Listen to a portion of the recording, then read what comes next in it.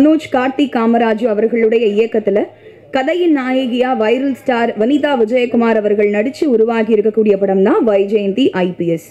கண்ணதாசன் வழங்கிய தேவரன் சங்கர் கணேஷ் அவர்களுடைய இசையில இந்த படம் உருவாகி இருக்கு. அது மட்டும் இல்லாம என்றும் இளமையான நம்ம சங்கர் கணேஷ் அவர்கள் இந்த வைஜெயந்தி IPS படத்துல ஒரு முக்கியமான கதாபாத்திரத்துல நடிக்கவும் செஞ்சிருக்காங்க. நம்ம எல்லாருக்கும் ரொம்ப பிடித்தமான இமான் அனாச்சி அவர்களும் இந்த படத்துல நடிச்சிருக்காங்க. அண்ட் 2S என்டர்டைன்மெண்ட் சார்பாக வினோத்குமார் அவர்கள் இந்த படத்தை வேர்ல்ட் வைட் ரிலீஸ் பண்றாங்க. பத்திரிகையாளர்களே, தொலைக்காட்சி தோழர்களே, இணையதள நண்பர்களே, புகைப்பட கலைஞர்களே, வியாபார தொடர்பாளர்களே, இந்த தயாரிப்பாளரின் அழைப்பேற்று இங்கே வருகை தந்துள்ள அவருடைய உறவினர்களே, நண்பர்களே அனைவரையும் வரவேற்கிறோம். அடுத்ததாக இன்னைக்கு கொஞ்சம் காலதாமதமாகிடுச்சு, அதனால் எல்லோரும் கொஞ்சம் மன்னிச்சுக்குங்க. வழக்கமாக 6:30 மணி இல்லை 7க்குள்ளே ஆரம்பிச்சிருவோம். ஸோ இங்கே சிறப்பு விருதான வருகை தந்துள்ள தமிழ்நாடு திரைப்பட இயக்குநர்கள் சங்கத்தின் செயலாளர் பேரரசு அவர்களே, வனிதா விஜயகுமார் அவர்களே, இன்னொரு படத்திற்கு இங்கே வரவேற்பை வழங்க வந்திருக்கிற தயாரிப்பாளர் செல்வகுமார் அவர்களே, பவர் ஸ்டார் சீனிவாசன் அவர்களே, தமிழ் திரைப்பட தயாரிப்பாளர் சங்கத்தின் இணைச் செயலாளர் சவுந்தரபாண்டியன் அவர்களே, உங்கள் அனைவரையும் வருக வருக என்று வரவேற்கிறோம். இந்த படம் வைஜெயந்தி IPSங்கிறது ஒரு ஏற்கனவே விஜயசாந்தி நடித்த ஒரு மிகப்பெரிய ஹிட்டான படம். அந்த V ஃபார் விக்டரிங்கிறதுனால மறுபடியும் வனிதா விஜயகுமார் இதில் நடிச்சிருக்கிறதுனால மறுபடியும் இந்த படம் பெரிய ஹிட் ஆகும். நீங்கள் சைலண்டாக இருக்கிறத பார்த்தா உங்கள் மனசுக்குள்ளேயே வாழ்த்துறீங்கன்னு நினைக்கிறேன். வினோத்குமார் ரொம்ப நம்ம நீண்ட நாள் நண்பர். அவர் இந்த படத்தில் கொஞ்சம் கூடவே இருந்து எல்லாம் முடிச்சிருக்கிறாரு. அவரே தமிழ்நாடு ஃபுல்லாக ரிலீஸ் பண்ணுறதுக்கான ஏற்பாடு பண்ணிகிட்ருக்கிறாரு. ஸோ அவருக்கு உறுதுணையாக நம்ம இன்றைக்கி சனிக்கிழமை என்னென்ன கருப்பு பண்ணி நினச்சிட்டு வந்த விஜய் கூட இருக்கிறாரு.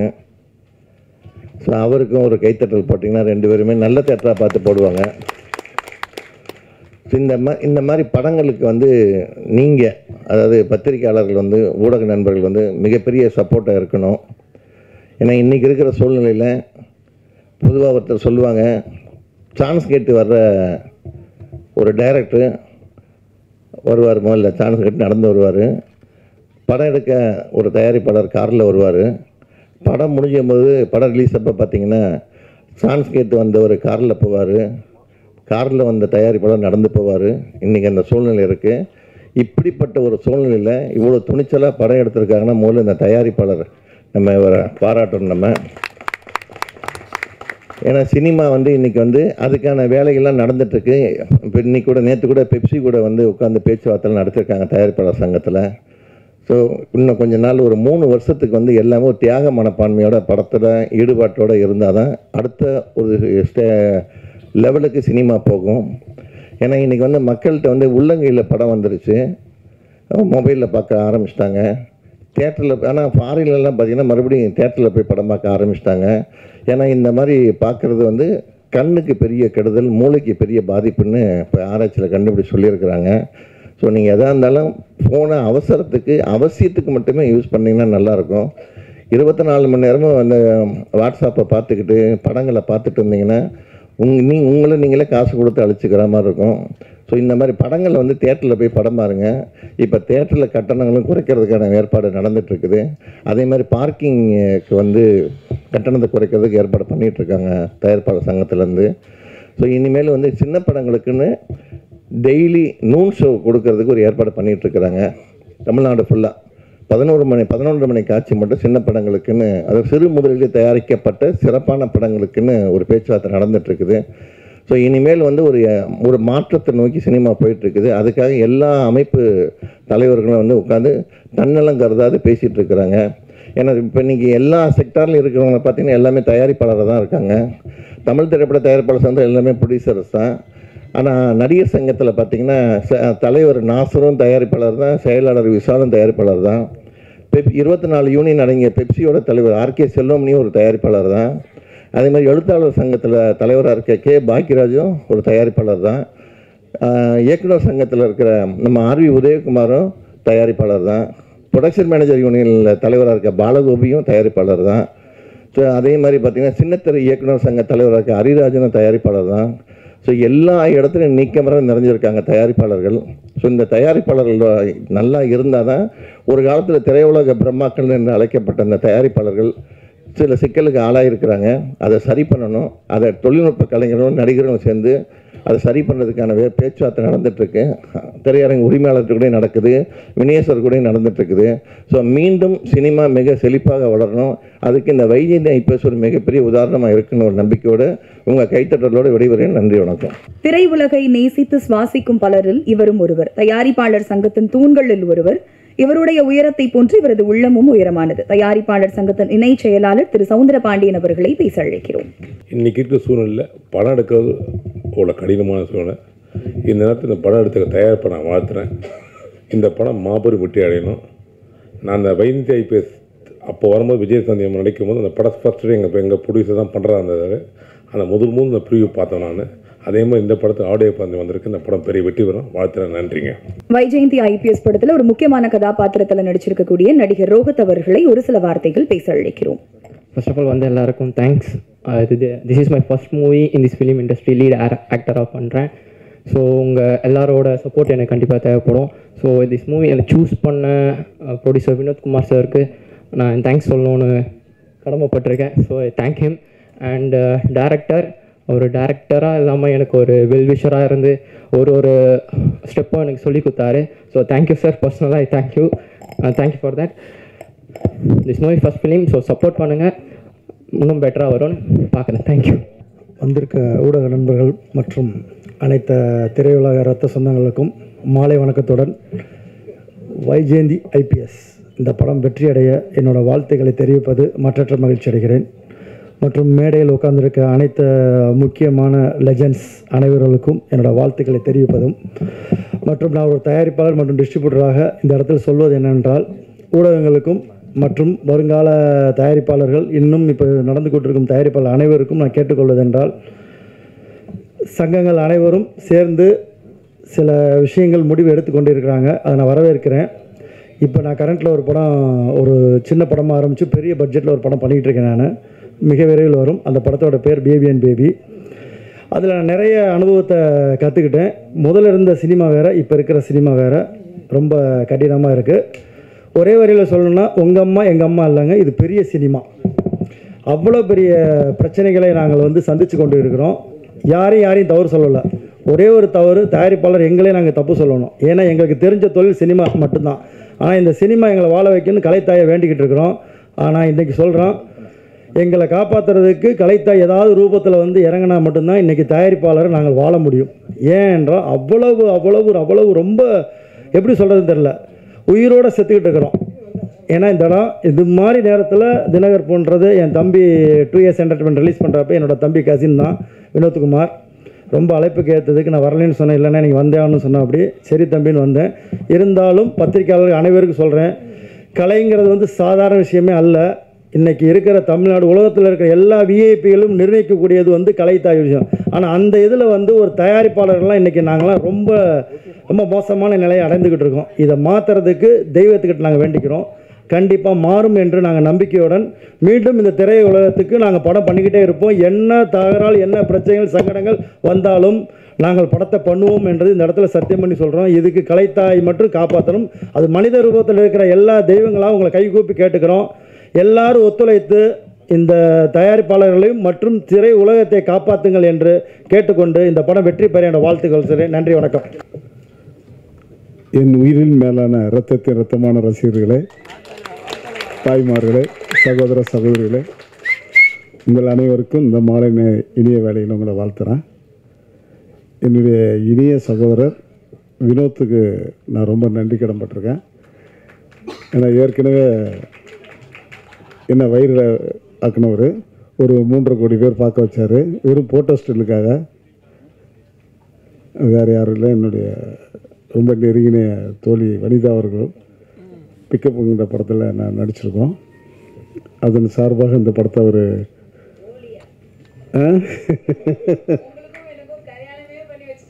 பார்த்தீங்களா, நான் சொல்ல நினச்சா சொல்லிட்டாங்க. பரவாயில்ல, அது அப்படியே நடக்கட்டும், அது ஒன்றும் பிரச்சனை இல்லை.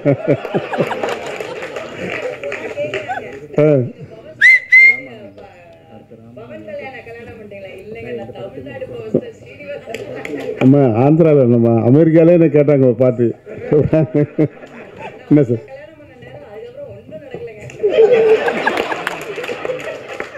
எங்கே டைமே இல்லையா? டைம் இருந்தால் தானே அதான் நடக்கிறதுக்கு. நீங்களும் தாய்லாந்து போகிறீங்க, நானும் இங்கிட்டு போகிறேன். எனக்கு ஒரு டேட் ஃபிக்ஸ் பண்ணிக்குவோம், ஒரு ஹனிமூன் போயிட்டு வந்துடுவோம். இந்த ஆடியோ லாஞ்சில் நான் ரொம்ப வைஜெயந்தி ஐபிஎஸ்ன்னு சொன்னேன்னா யார் தம்பி நடிக்கிறா அப்படின்னா இந்த மாதிரி வனிதா நடிக்கிறான்னு ரொம்ப சந்தோஷமாயிடுச்சு. என்னை கூப்பிட்டாரு, நீங்களும் போலீஸ் ஆஃபீஸராக நடிகண்ணே. நான் தினம் வேணாம் தம்பி, போலீஸ்லாம் பார்த்து சலிச்சிட்டேன், மிலிட்ரி கேரக்டர் இருந்தால் சொல்லு, அந்த மாதிரி கேப்டனாக கொடுத்தம்பின்னா சரின்னு இருக்காரு. மற்றும் என்னுடைய இனிய நண்பர் விஜய் முரளி வந்து ரொம்ப நான் மதிக்கக்கூடிய ஒரு மனிதர். இன்றைக்கி சினிமாவில் நான் நிற்கிறேன்னா அவர் தான் ஒரு பேஸ் மட்டும். அந்த அளவுக்கு என்னை வந்து நிறைய வாய்ப்புகள்லாம் வாங்கி கொடுத்து என்னை சினிமாவில் ஆர்வத்தை தூண்டினது அவர் தான். அவருக்கு என்னுடைய வாழ்த்துக்கள். அடுத்தது டாக்டர் தினகரன், அவர் லைஃப் லைன் ஹாஸ்பிட்டலில் இருக்கார். ரொம்ப திறமையான அற்புதமான டாக்டர். எனக்கு பல முறை வந்து ட்ரீட்மெண்ட்லாம் அவர் தான் பார்த்தாரு. கைரேசான டாக்டர் அவருக்கு என்னுடைய வாழ்த்துக்கள். அப்புறம் இனிய நண்பர் சகோதரர் பேரரசுக்கு நான் நன்றி கடன்பட்டிருக்கேன். மற்றும் செல்வகுமார், நிறைய பேர் இங்கே வந்திருக்கிறாங்க. இவங்களுக்கு எல்லாருக்கும் நெஞ்சார மனதார வாழ்த்துக்கள். சவுந்தருக்கு என்னுடைய நெஞ்சார மனதார வாழ்த்து சொல்லலாம். அந்த அளவுக்கு அவர் ஒரு ப்ரொடியூசர் கவுன்சில் ஒரு தூணாக இருக்கார். கண்டிப்பாக எல்லாமே நல்லது நடக்குங்கிறத நம்பிக்கை இருக்குது. வினோத் வந்து இந்த படத்தில் வந்து ரொம்ப போராடி முயற்சி பண்ணியிருக்காரு.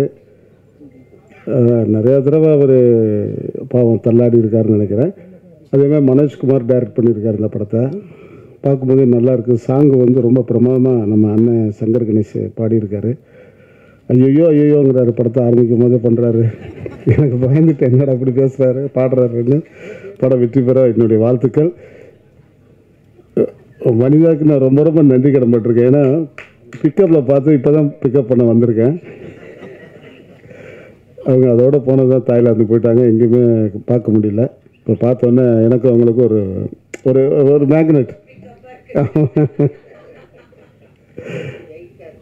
அடுத்தது பிக்கப் ஆடியோ கண்டிப்பாக நீங்கள்லாம் வரணும், ரொம்ப நான் எதிர்பார்க்குறேன். வினோத் வந்து இது முடித்தோடனே அடுத்த படம் ரிலீஸ் பண்ண தயாராக இருக்கார். என்னுடைய வாழ்த்துக்கள். என்னுடைய 2 கண்களை பத்திரிகையாளரும் தொலைக்காட்சிகளுக்கும் நெஞ்சார மனதார வாழ்த்துக்கள் சொல்கிறேன். இந்த படத்தை வந்து நல்லா பூஸ்ட் பண்ணி நல்லா ரிலீஸ் பண்ணி மிகப்பெரிய வெற்றி பெறதுக்கு எல்லாமல்ல இறைவனை வேண்டுறேன். நன்றி நன்றி நன்றி. எல்லாருக்கும் இனிய மாலை வணக்கம். இது என்னுடைய முதல் திரைப்படம், முதல் மேடையும். அதனால் ரொம்ப பேச முடியாது, பேச வராது. வாய்ப்பு கொடுத்த வினோத் சாருக்கு என்னுடைய நன்றி கடன். அப்புறம் அவர் அறிமுகப்படுத்தின பெருமாள் சாருக்கும் நான் முக்கியமாக நன்றி சொல்லணும். நடிக்கணுன்றது என்னுடைய பல வருஷ கனவு, 20-25 வருஷ கனவு. அது இந்த படம் மூலிமா நிறைவேறியிருக்கு. அது படிப்பு, வேலை, வெளிநாடு, அமெரிக்கா அப்படியே சென்று நடிக்க முடியாமல் போயிடுச்சு. 10 வருஷத்துக்கு முன்னாடி மறைந்த நடிகர் பிரதீப் சக்தி அவர்கள் மூலிமா ஒரு வாய்ப்பு வந்தது, அதுவும் இல்லாமல் போச்சு. அப்புறம் இப்போது இவர்கிட்ட பேசி இவரும் சரி தைரியமாக போப்பா அப்படி நடிப்பான்னு சொல்லியிருக்காரு. நீங்களாம் பார்க்கணும், இந்த படம் வெற்றி அடையணும். மற்றும் எல்லா நடித்தவர்களுக்கும் நான் எனக்கு நன்றியை சொல்லிக்கிறேன். Special thanks to Vanitha madam. அவங்க கூட தான் I am travelling in this movie. So ஒரு புதுமுகம் இருந்தாலும் அவங்க உண்மையிலே எனக்கு டிப்ஸ் எல்லாம் கொடுத்து எனக்கு ரொம்ப ஒரு பேஷண்ட்டாக கிளியராக அவங்க நடித்தாங்க, பேஷன்ஸோட. Very good, thank you. காலையில் ஒரு ஃபங்க்ஷனில் கலந்துக்கிட்டோம், திருப்பி சாயந்தரமும் ஒரு ஃபங்க்ஷனு. இங்கேயே ரூம் போட்டு தான் கொஞ்சம் வசதியாக இருக்கும் போல இருக்குது. அதிக நேரம் இங்கே தான் இருக்கணுமா. வைஜெயந்தி ஐபிஎஸ் இந்த படத்தில் வந்து பவர் ஸ்டார் வந்து அவர் நடிக்கலை. நான் ரொம்ப யோசிச்சு வந்தேன், அவர் நடிக்காத படத்துக்கு வரமாட்டாருன்ட்டு. இதுக்கே வந்தாருன்ட்டு இப்போ தெரிஞ்சு போச்சு. பிக்கப் பண்ண வந்திருக்காரு. படத்துக்காக இல்லை, வனிதா படத்துக்காக வந்திருக்கிறாரு. வனிதா மேடம் உஷாராக இருங்க, கவுத்துருவாங்க. ரொம்ப அவர் நீங்கள் தாய்லாந்து கொண்டு ரொம்ப ஃபீல் பண்ணிட்டார் அவர். தாய்லாந்து ஆமாம்மா எங்களுக்கு பொறாமல் பேசுனதில் பாதி வார்த்தை பிக்கப் தான். சொச்ச வார்த்தை தான். நம்ம விஜய் முரளி, பேரரசு, 5-6 பேர் தான். ஆந்திராவில் ஒரு ஆட்சி மாற்றம் ஏற்பட்டுச்சு. அதுக்கு முக்கிய காரணமே பவர் ஸ்டார் தான். பவர் ஸ்டார் பவன் கல்யாணம் தான் அங்கே ஒரு ஆட்சி மாற்றத்துக்கு முக்கியமான காரணம். இங்கேயும் ஒரு பவர் ஸ்டார் இருக்கார், வேஸ்ட்டாக இருக்கார். ஏதாவது பண்ணி சும்மா ரத்தத்தின் உடன்பிறப்புகளே சும்மா மேலே பேசினா போதுமா? ஏதாவது ஒரு வழி பண்ணுங்க ஆட்சி மாற்றத்துக்கு. பிக்கப் பண்ணுறதுலே இருந்தால் நல்ல சேவை பண்ணுங்க பவர் ஸ்டார். இதுதான் நல்ல விஷயம் அவருக்கு. ஆமாம். ஆனால் இங்கே நிறையா பேர் ஊரில் தான் ஒரு பொண்ணுக்கு கல்யாணம் வைக்கிறதுக்கு ஒரு புரோக்கர் இருப்பாங்க, கல்யாண புரோக்கர் இருப்பாங்க, ஐயர்லாம் இருப்பாங்க. இங்கே அதெல்லாம் தேவையில்லை, நம்மளுக்கு போதும். ஒரு ஆர்டிஸ்ட் நடிகர்னா ஒரு 10 பேர் கல்யாணம் பண்ணி வச்சுருவாங்க, இவங்களுக்கு வாத்து பண்ணி விட்டுருவாங்க, ரெண்டுலாம் அதில் பண்ணிடுவாங்க. அப்புறம் அதில் பிக்கப்னு ஒரு டைட்டில் வச்சு ரெண்டு நடிச்சிங்களா ஒரே வைரல். அதில் தான் இங்கே வைரல் ஸ்டார்னு உருவாயிட்டாங்க இன்றைக்கி வனிதா மேடம்.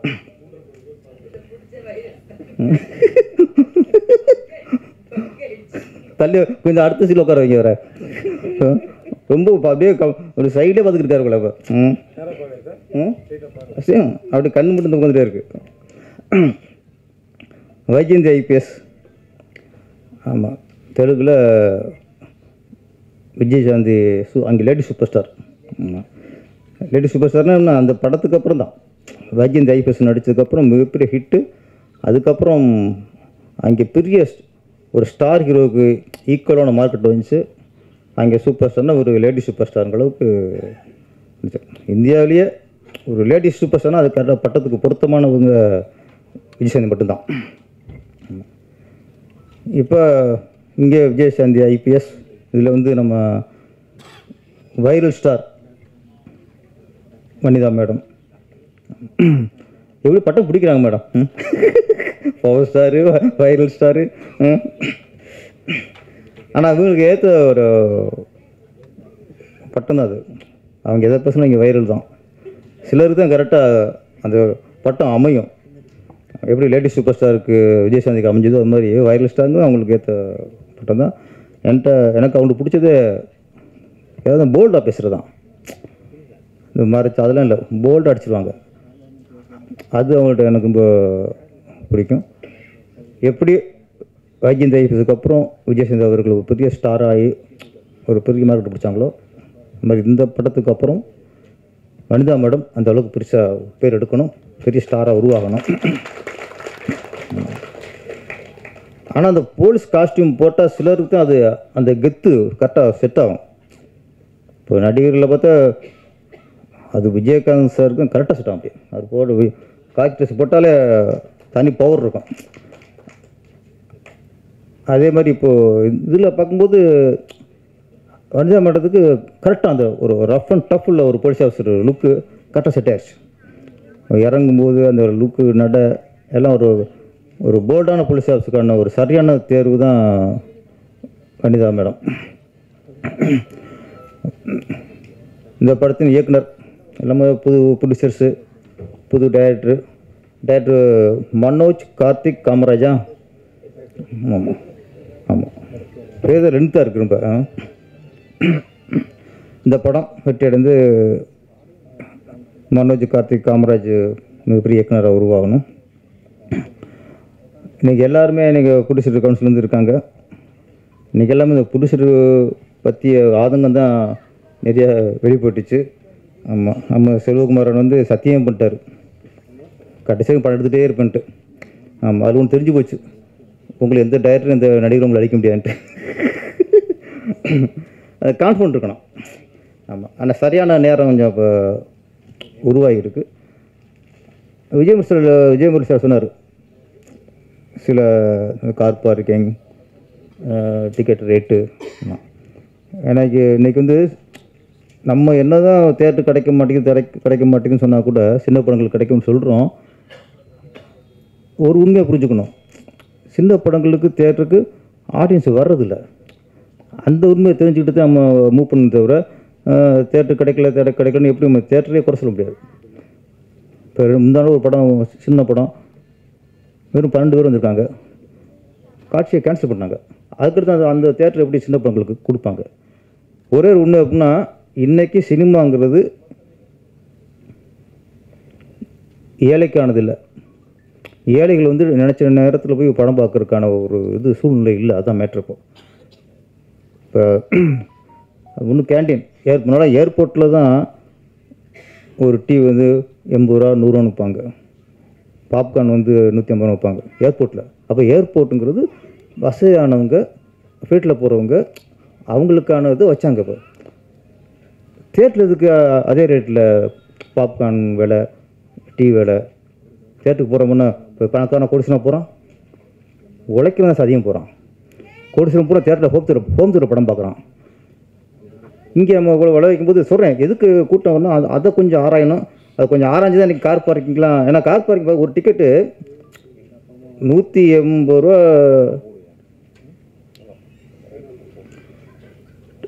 ஒரு படத்துக்கு டிக்கெட் உள்ளது 120 ரூபானா கார் பார்க்கிங் வந்து 200 கேட்குறான் பர் ஹவருக்கு. அப்போ ஒரு படம் பார்க்குற மனுஷனுக்கு விட கார் பார்க்கிங்கில் காருக்கு ரேட்டு ஜாஸ்தி. அப்போ என்ன வெளியே வரும்போது டக்குன்னு 240 ரூபா பகிருங்குது. என்னடா டிக்கெட்டு 140 ரூபா, இது 240 ரூபா அப்படின்னா இதெல்லாம் சொல்கிறேன். இதெல்லாம் வந்து அடுத்த தேட்டர் போகிறதுக்கு ஒரு பயத்தை உருவாக்கிட்டோம். இதெல்லாம் இங்கே பேசிக்கிருக்காங்கன்னு தெரியுது. அதோட முக்கியமான விஷயம் இதெல்லாம் கொண்டு வந்துடலாம். ஒரு டிக்கெட் ரேட்டு, அப்புறம் ஏழைகளை பார்க்குறதுக்கான ஒரு தேட்டர் வசதிகள் எல்லாமே ப்ரொடியூசர் நினச்சா கொண்டு வர முடியும். ப்ரொடியூசருக்கு ஃபுல்லாக எல்லோரும் ஒற்றுமையாக இருந்தால் கண்டிப்பாக சாதிக்க முடியும். அந்த ஒற்றுமை இன்றைக்கி உருவாகிருக்கு. அதுக்கு நல்லது நடக்கும். ஒரே ஒரு விஷயத்தை மட்டும் நான் ஒரு பதிவு நான் விரும்புகிறேன். ஒரு திரைப்படத்துக்கு நீங்கள் பட்ஜெட்டு, ஹீரோ, ஹீரோயின், டைரக்டரு எல்லாத்தையும் விட கதை தான் முக்கியம். ஒரு கதை நல்லா இருந்தால் தான் அது எவ்வளோ பெரிய ஸ்டாராக இருந்தாலும் படம் ஓடும். அது உண்மை இல்லையா? உண்மை. அப்போ கதை தான் இங்கே தயாரிப்பாளர், கதை தான் இங்கே ஹீரோ, கதை தான் இங்கே டைரக்டர், கதை தான் மக்களை கவர்ந்து இழுக்கக்கூடிய ஒரு சக்தி. அதுக்கு முக்கியத்துவம் கொடுக்கணும்னு ஃபஸ்ட்டு யோசிக்கணும். நீங்கள் டிக்கெட்டு, கேண்டீனு, கார் பார்க்கிங் அதெல்லாம் விடுங்க, அதை சரி பண்ணிடலாம். இந்த கதைக்கு முக்கியத்துவம் கொடுக்குறோமா? கதை முடிவுன்றது யார்? நான் சொல்கிறேன், இன்றைக்கி ஹீரோ கைக்குள்ளே போயிடுச்சு. அது உண்மை ஒத்துக்கணும். நம்ம ஹீரோ கையில் போயிடுச்சு. ஒரு இயக்குனர்கிட்ட ஒரு ஹீரோ கதை கேட்டோன்னு என்ன பண்ணுறாங்க, அடுத்து அந்த ப்ரொடியூசருக்கு ஃபோன் பண்ணி இந்த டேரக்ட் நான் கதை கேட்டிருக்கேன், கதை ஓகே, நாளைக்கு வரவழைச்சு நீங்கள் அட்வான்ஸ் வாங்கிங்க அப்படிங்க, அட்வான்ஸ் கொடுத்துருங்கிறாங்க. அந்த ப்ரொடியூசர் கதை கேட்குறாரா? கேள்வி. ப்ரொடியூசர் கதை கேட்டு அவருக்கு பிடிச்சிருந்தா தான் படம் பண்ணுறாரா? ஒன்றே ஒன்று, ஒரு சாபக்கேடு, ஒரு பெரிய ஹீரோ கால்ஷீட் கொடுத்துட்டா அவர் ஒரு கதையை ஓகே பண்ணிட்டாருன்னா அந்த கதை பிடிச்சிருக்கோ பிடிக்கலையோ அதெல்லாம் பிரச்சனையே இல்லை. அந்த பிடிச்சி படம் முடிச்சு ஆகணும். இன்னும் என்னென்ன ஹீரோ கூட தீர்மானிக்கிறாங்க. ஆமாம், தீர்மானிச்சிட்டாங்க. அப்போ ஒரு அந்த தயாரிப்பில் கதையை கேட்டு வேறு கதையை கேட்டுக்கலாமுன்னா அடுத்த பிடிச்சி கால்ஷீட் போயிடுது. ஓகே, அப்புறம் பண்ணிக்குவோம், வேறு கதை செலக்ட் பண்ணுவோம் அப்படி அந்த டைரக்டரை இன்னொரு பிடிச்சி அனுப்பிடுவாங்க. இதெல்லாம் நடக்குது என்ன? அப்போ இங்கே சினிமாவுக்கு கதை தான் முக்கியம். அந்த கதைக்கான யார் அதை டிசைட் பண்ணுறது? சார், பெரிய ஸ்டார் ஒரு 30-40 படம் பண்ண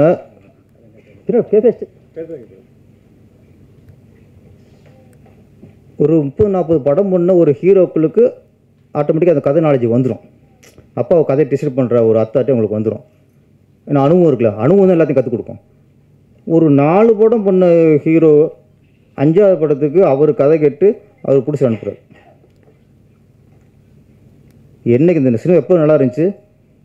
ஒரு தயாரிப்பாளர் ஒரு டைரக்டர் கதை கேட்டு அந்த கதை நல்லா இருக்குது, இந்த கதைக்கு யார் நடித்தா நல்லாயிருக்கும், இந்த கதைக்கு விஜய் நடித்தா நல்லா இருக்குமா, அஜித் நடித்தா நல்லா இருக்குமா, கார்த்திக் நடித்தா நல்லா இருக்குமா, தனுஷ் நடித்தா நல்லா இருக்குமா, அப்போ இந்த கதைக்கு தனுஷ் நடித்தா நல்லாயிருக்கும் அப்படின்னு டிசைட் பண்ணி அந்த டைரக்டரை தனுஷ்ட அனுப்பி அவர் அப்பாயின்மெண்ட் வாங்கி கதை சொல்லி அவருக்கு ஓகேன்னா அப்படி படம் எடுத்தாங்களே, அப்போ தாங்க சார் சினிமா ஆரோக்கியமாக இருந்துச்சு.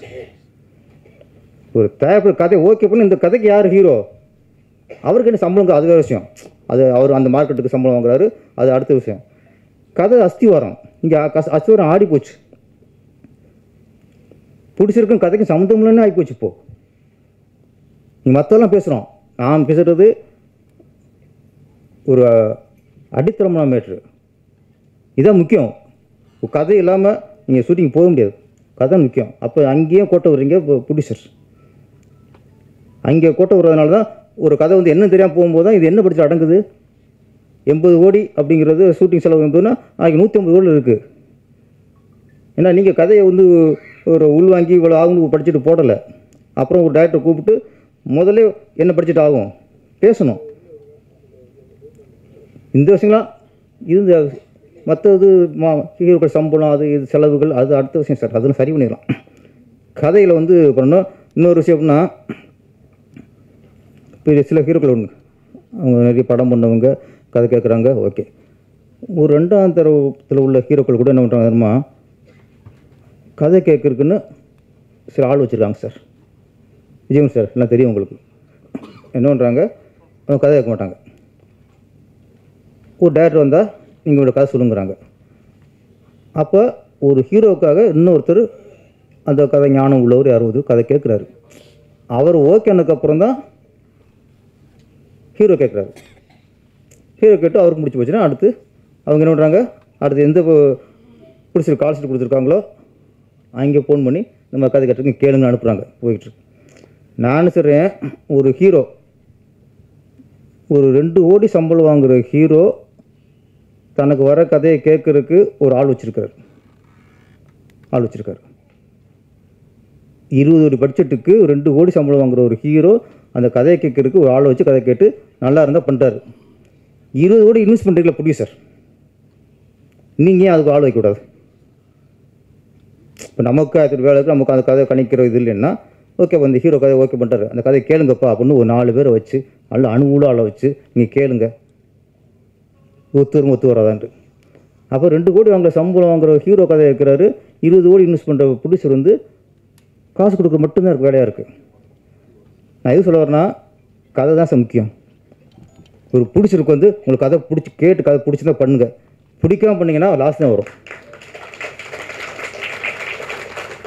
அப்புறம் எந்த பெரிய எவ்வளோ பெரிய ஹீரோ நடித்தாலும் சரி அது கதை சரியில்லைன்னா லாஸ் தான் வரும். சும்மா கொஞ்சம் நெஞ்சமாக 200 கோடி பட்ஜெட்னா 30-35 கோடி லாஸ் வருது, 40 கோடி லாஸ் வருது. எங்கே ஹீரோ கால்சி கொடுத்தாரு ஓகே, அவர் நான் சார் இப்போ சொல்கிறேன், ஹீரோக்கள் சம்பளங்கிறது 2வது விஷயம்தான். கதை ஹீரோ கதை ஓகே பண்ணாலும் அந்த கதை உங்களுக்கும் ஓகே இருக்கணும், உங்களுக்கும் பிடிச்சிருக்கணும்.